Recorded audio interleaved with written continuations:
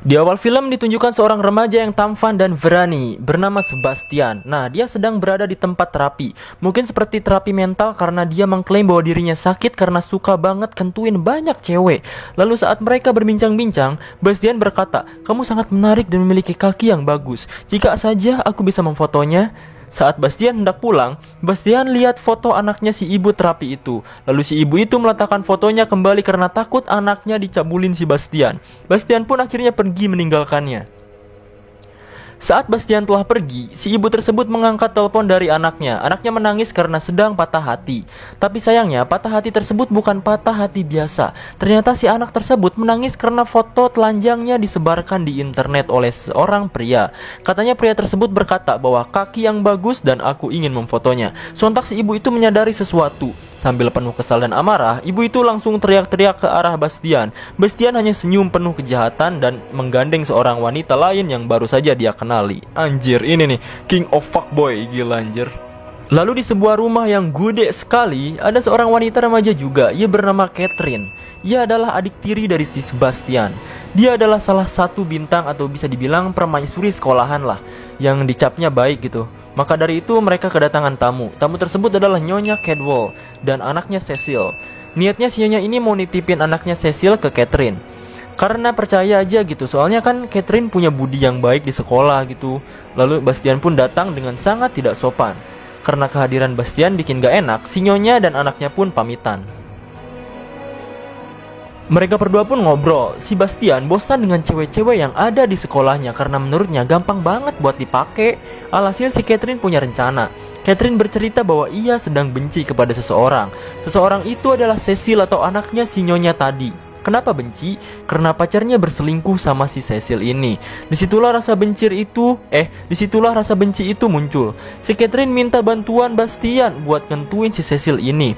Si Bastian pun nolak karena itu mah easy banget lah si Cecil mah.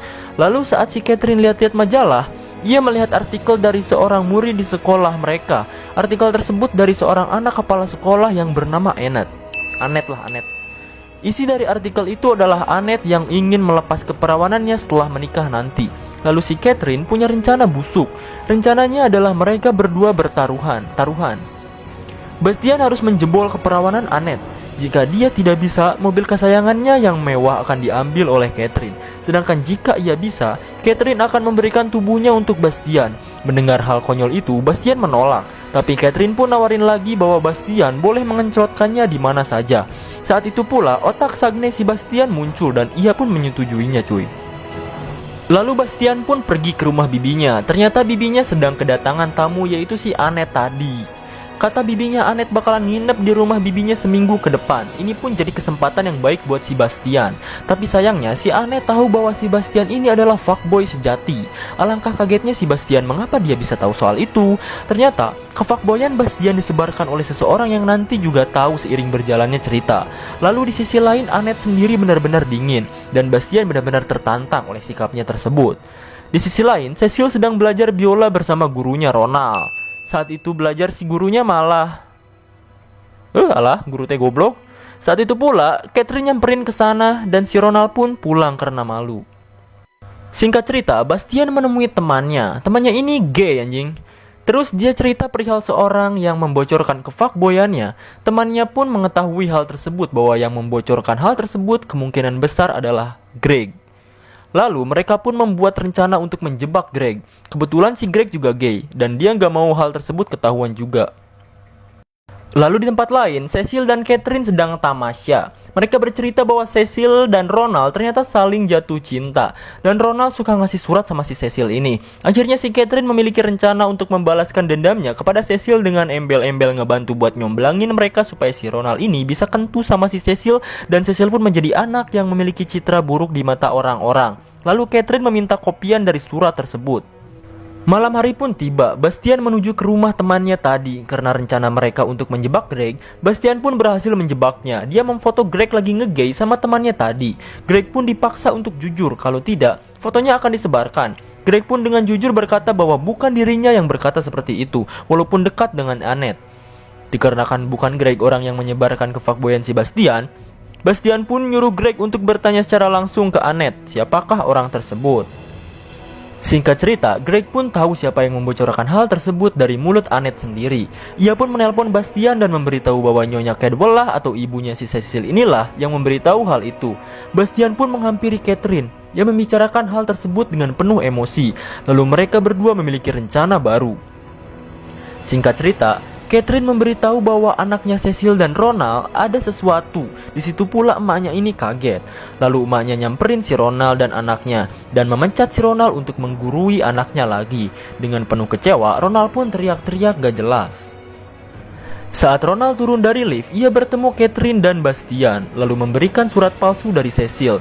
Ingat kan, di adegan ini si Cecil ngasih kopian surat dari si Ronald. Nah, disinilah surat itu dibalas, tapi suratnya dibuat sendiri oleh Catherine untuk memperdaya si Ronald.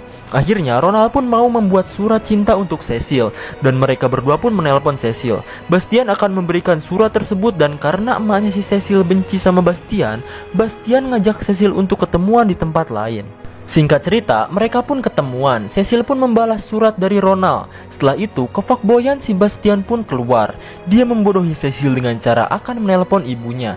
Cecil pun takut dan Cecil mau melakukan apa saja asal gak bilang sama ibunya itu. Si fuckboy ini pun pengen minta cium si Cecil, tapi ternyata bukan di bibirnya. Dia menciumnya di bagian anjing emang. Singkat cerita, hubungan Annette dan Bastian pun membaik. Bahkan sampai Annette sendiri memegang lengan Bastian. Bastian merasa nyaman saat di perjalanan bersama Annette. Di tempat lain, Cecil yang sedang sedih ditemui oleh Catherine. Cecil curhat padanya bahwa Bastian melakukan aneh-aneh saat malam itu. Ia menuliskan alfabet menggunakan lidahnya. Bahkan perasaannya pun seperti akan meledak.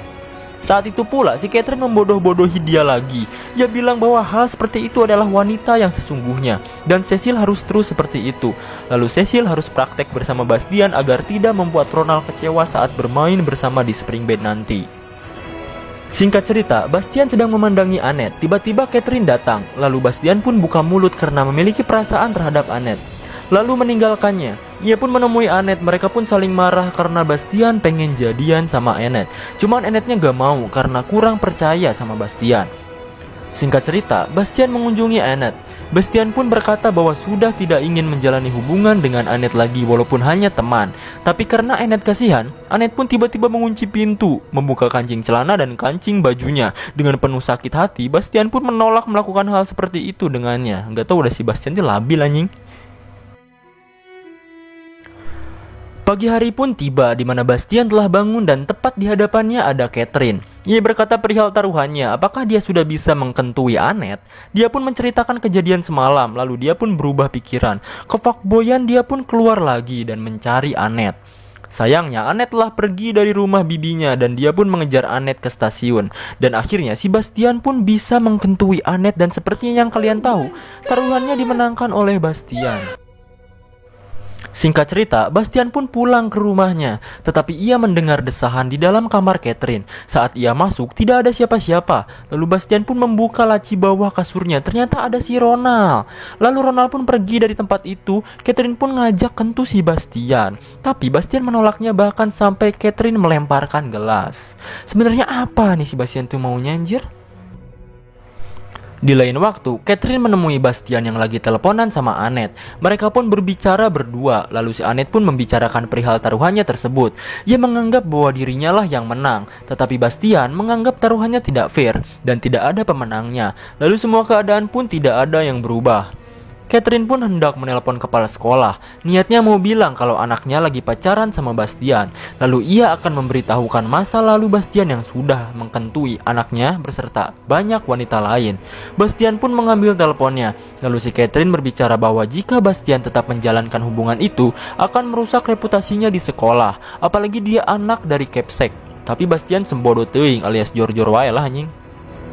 Bastian pun galau, mikirin apa yang dikatain si Catherine ada benarnya juga. Ia pun mengunjungi Annette dan ia jujur pada Annette bahwa selama ini ia hanya bermain dengannya dan semua ini hanya taruhan. Lalu berhubungan dengan Annette juga hanya sebatas penaklukan semata. Annette pun nyeri hati seenggaknya ya. Keperawanan dia hilang gara-gara Bastian gitu. Lalu keparahnya semua ini adalah taruhan. Ia pun menangis dan menampar Bastian. Singkat cerita, Bastian dan Catherine sedang bahagia karena Bastian telah menaklukkan Annette. Tentunya Bastianlah yang memenangkan pertaruhan tersebut.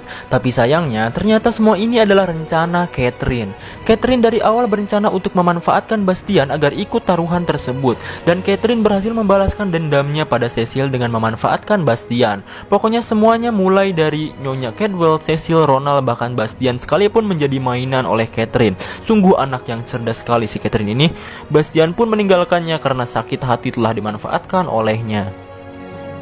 Ia pun mengirim surat kepada Annette untuk meminta maaf kepadanya dan memberikan buku catatan yang isinya adalah cerita penaklukan para wanita dan awal kisah pertaruhannya bersama Catherine, yang ternyata Catherine lah yang selama ini membodohi semua orang. Lalu di malam yang gelap, Ronald yang sedang tidur bersama Cecil ditelepon oleh Catherine. Ia berkata dan memfitnah Bastian bahwa ia telah memukulnya dan pergi meninggalkannya. Ronald pun pergi menemuinya. Di pagi hari, Ronald yang sedang mencari Bastian kebetulan menemukannya. Ia akhirnya berkelahi. Lalu saat bertengkar, ada Annette. Ia pun melerai mereka berdua. Saat berusaha melerai, ia pun tersikut dan terpental ke tengah jalan. Disinilah adegan sinetron pun terjadi. Ronald mendorong Annette dan Ronald tertabrak oleh mobil itu. Lalu ia pun berkata bahwa Bastian benar-benar mencintainya. Singkat cerita, liburan sekolah pun telah usai. Di hari pertama masuk, para siswa memperingati kematian Bastian. Lalu saat Catherine berpidato, salah satu murid pun membagikan sebuah kopian buku. Dan satu persatu pun murid keluar dari gereja itu. Lalu dengan kesal, Catherine pun keluar dari situ dan banyak sekali orang yang sedang membaca buku. Di situ pula Cecil memberikan kopian buku tersebut. Ternyata buku itu adalah diary Bastian. Isinya adalah rahasia-rahasia dan kejelekan dari Catherine sendiri. Catherine pun menangis dan orang-orang disitulah melihat ke arah mereka. Parahnya lagi, Pak Kepsek membuka kalung yang diikat di lengannya. Saat dibuka ternyata ada serbuk narkoba.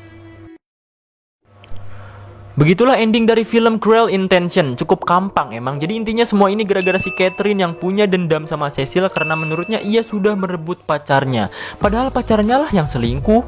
Lalu ia membalaskan dendam tersebut dengan memanfaatkan Bastian yang bisa memikat segala jenis wanita dengan ilmu kefuckboyannya dan memintanya untuk merusak reputasi Cecil. Nah, karena Sebastian gak mau, karena terlalu mudah, akhirnya ada anak Kepsek yaitu Annette yang katanya gak mau dan gak akan dekat sama cowok. Bastian pun merasa tertantang dan menjadi peluang emas. Ternyata Bastian malah beneran suka sama Annette dan kelabilannya sebagai remaja pun muncul. Pada akhirnya dialah yang dimanfaatkan oleh Catherine. Tapi endingnya jadi nggak ada yang menang ya. Padahal saya nungguin Bastian kentu sama Catherine anjir. Tapi ya sudahlah, mau gimana lagi cuy. Hikmah yang bisa kita ambil dari video ini adalah jika kita orang yang nggak benar, pasti kesananya bakalan nggak benar juga cuy. Atau istilahnya karma di dunia itu nyata lah. Contohnya si Bastian yang awalnya adalah fuckboy, lalu berakhir dengan kesialan saat menemukan cinta sejatinya. Lalu ia maut gitu kan dengan ya gitu.